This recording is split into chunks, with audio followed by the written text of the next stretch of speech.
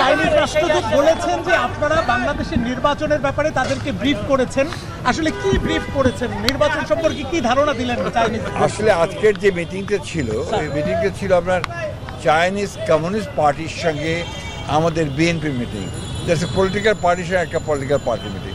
এটা আমাদের একটা খুব অনেক পুরনো সম্পর্ক আছে আপনার চীনা কমিউনিস্ট পার্টির সঙ্গে, এবং এটা প্রায় মিটিং মাঝখানে 15 বছর ছিল না, কারণ আপনার ফ্যাসিজম সেগুলো অ্যালাউ করেনি। এখন আবার আমরা সেটাকে রিভাইভ করেছি, ফলে আমাদের চাইনিজ কমিউনিস্ট পার্টির সঙ্গে আমাদের সম্পর্ক এখন আরও গভীর থেকে গভীরতর হচ্ছে। আমাদের দুই পার্টির সম্পর্ক আরও বৃদ্ধি পাচ্ছে, ভবিষ্যতে আরও বৃদ্ধি পাবে। আর আপনি যে প্রশ্ন করেছেন রিগার্ডিং ইলেকশন, এটা তো আমাদের ইন্টারনাল ব্যাপার। আর আপনি খুব ভালো করে জানেন যে চাইনিজ কমিউনিস্ট পার্টি বা চায়না তারা অন্যের দেশের অভ্যন্তরীণ ব্যাপারে হস্তক্ষেপ করতে চায় না, তবে তারা জেনেছে যে নির্বাচনের পরিস্থিতি কী, দেশের বর্তমান পরিস্থিতি কী, আমরা সেটাকে তাদেরকে ব্রিফ করেছি।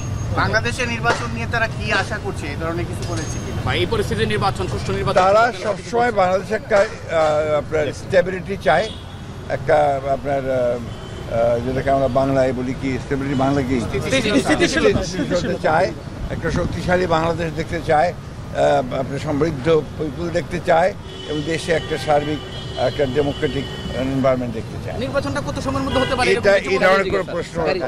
এই ধরনের প্রশ্ন ওরা করে না, এবং করাটা সঙ্গত না।